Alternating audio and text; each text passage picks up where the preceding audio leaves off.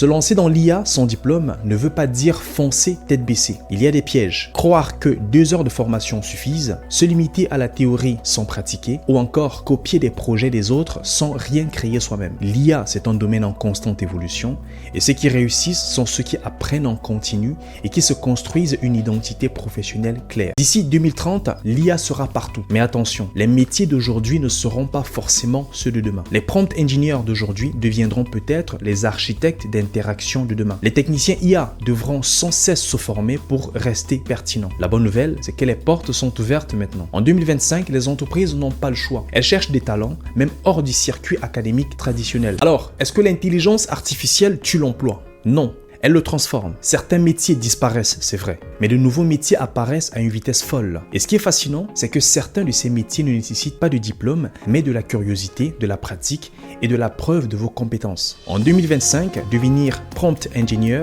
data annotateur ou alors spécialiste en automatisation n'est pas réservé à une élite. Ce sont des métiers concrets qui recrutent déjà aujourd'hui et qui peuvent vous permettre d'entrer dans l'univers de l'IA sans passer par le chemin académique classique. Alors, posez-vous cette question. Voulez-vous être spectateur de cette révolution ou acteur de ce changement?